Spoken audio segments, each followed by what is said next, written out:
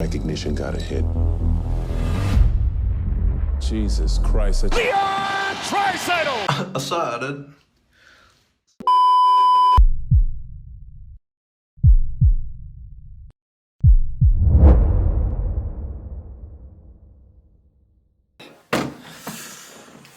What is up, guys? Welcome back to another episode here on Above Average, the #1 sports channel in all of YouTube. I can't wait to say that one day and actually be true.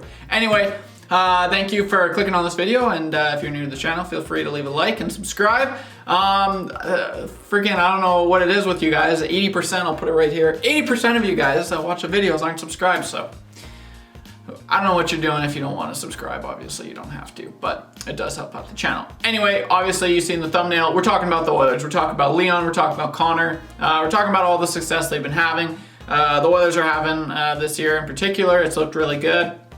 Might as well just start off with Connor and Leon right out of the gate.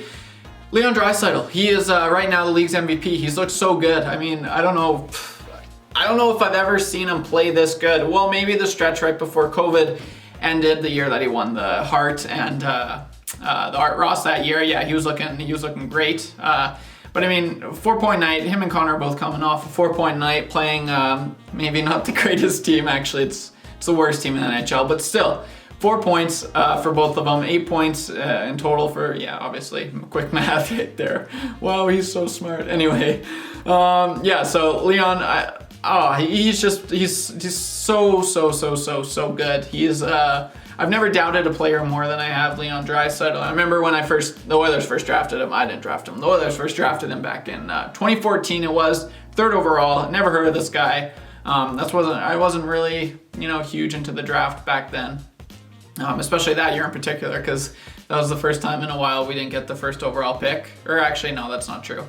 The year before we also didn't. But yeah, so I didn't, and I really wanted Aaron Ekblad. That's what it was, because that's what the Oilers needed in defense. So, oh my God, we got this Leon Draisaitl guy. Yeah, maybe he'll be good. But yeah, Brady said at first, Trevor, you guys got a gem in him.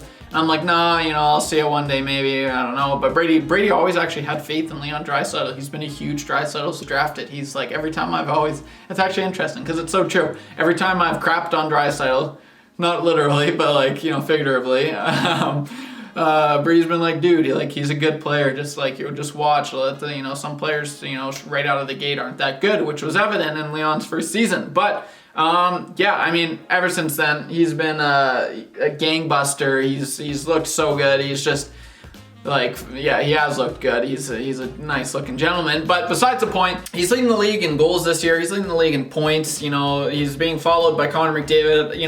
I remember when people were saying, oh, Leon's only good because of Connor. Now the argument could be the other way around. Connor could, well, obviously that's not true. But it goes to show how far he's come, and he's not a defensive liability anymore. Dave's putting him out. Coach Tip is putting him out in these high very intense moments of the game. If they're losing, he'll put him out. If they're winning, they'll put him out. He can take a draw. Leon, he's the only player. Him and Wayne Gretzky are the only players to reach 40 points. I'm pretty sure in just Oilers history. Reach 40 points before the 20 game mark, which is insane. Obviously the Oilers are 14-5-0, 19 games played, and in those 19 games played, Leon Draisaitl, the Dutchland Dangler, need I say more? Yeah, he's just crushing it. 40 points. He's looked so good. He's honestly been the MVP for the Oilers this year. You can't really argue that. Connor, he looked good at the beginning. Obviously he was just destroying, but Leon's really just stepped into his own here and has kind of been railing the opposition, which is so satisfying and so great to see. Yeah, Leon Draisaitl, I mean, he's just so insane. And I never would have dreamt. I remember when it took him so long to get his first goal. I don't know how many games, but pause, I'm getting a call.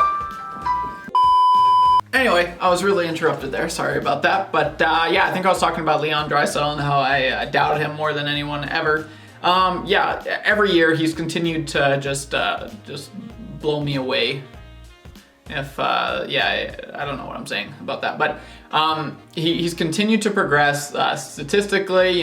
He's it's been insane. Leon's just the numbers he's been putting up are just staggering, and it's so good to see. You know, I know there was a few years ago, his defensive game was terrible. That's really turned around. Like, his plus minus has been pretty good. It's, you know, one of the higher ones in the NHL.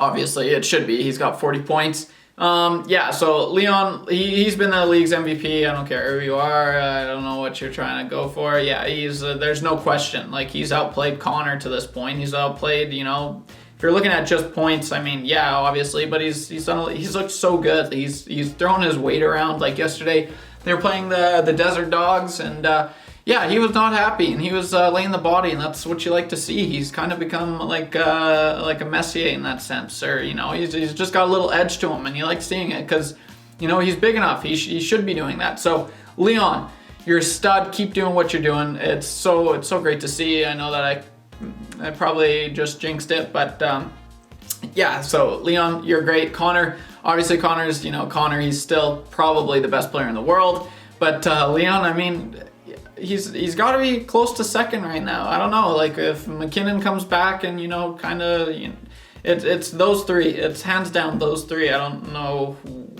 you know, what order it would be, but yeah, especially right now. I mean, it's got to be Connor and Leon, 1 and 2 in the world right now. So that's exciting, but obviously, yeah, that is exciting. But for example, you know, one thing that didn't look good yesterday was the Oilers put, you know, they stacked the first line. They got Cassian and Connor and Leon out there. But yeah, those were the only 3 players that did any contributing offensively. That is, none of, you know, Hyman, Nuge, Puljujarvi, Yamamoto, you know, Ryan McLeod. You know, there's a lot of chances for these other guys. So that is pretty worrisome, especially because the scoring depth was looking really good at the beginning of the year, but not. It didn't really look that good last night. That's for sure. So that's kind of worrisome for sure. I don't know, you know, if they're definitely going to be, I don't know if they're going to be stacking up the first line, if that's the play, because, yeah, Hyman, I mean, they had their chances though, so, you know, who knows, but, yeah, Hyman, yeah, I kind of got it written down. Hyman and Yessi are just snake bit right now, but they'll probably be good. Along with the Oilers news, Phil Broberg and Stuart Skinner, these are like the these are the new additions, I should say. We have recently switched to drinking water bottles out of water out of when we have water bottles out of a plastic. Away from plastic towards paper. Like drink box water bottles sort of thing. To the Oilers roster, Broberg, you know, obviously the Oilers are kind of getting railed with injuries right now.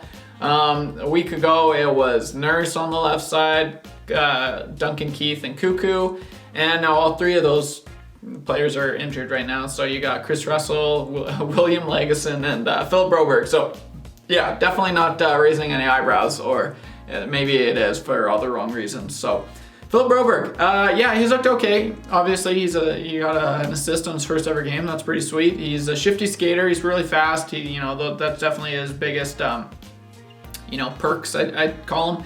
And Stuart Skinner, he's looked all right. He hasn't really had a bad game. He's letting 1 or maybe 2 bad goals, but I think just 1. Yeah, Stuart Skinner's looking good.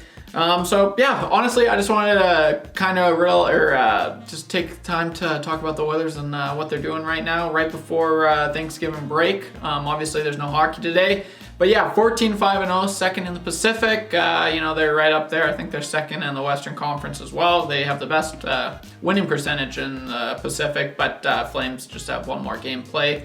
And they're losing a lot in overtime, so Flames are definitely getting a little bit of help there. But yeah, Calgary and Edmonton, who would have thunk it? They're both looking really good right now, and obviously I'm pumped. You know, I'm an Oilers fan. This is best team I've ever watched for the Oilers, so it's exciting. Connor and Leon are just going to continue doing what they're doing, hopefully, and you know, hopefully, you know, Ryan McLeod, you know, he's got 3 goals in his last 6 games. That's exciting. So yeah, a lot to look forward to right now. Evan Bouchard, he's been kind of okay. Koskinen's looked pretty good. The one problem that I'd say they're really still kind of struggling with is the fact that they haven't been able to fucking score first in the last. It's 9. The Oilers have scored scored on first 9 out of the last 10 games. So that's shit. Obviously, that's not good. You don't want that. So.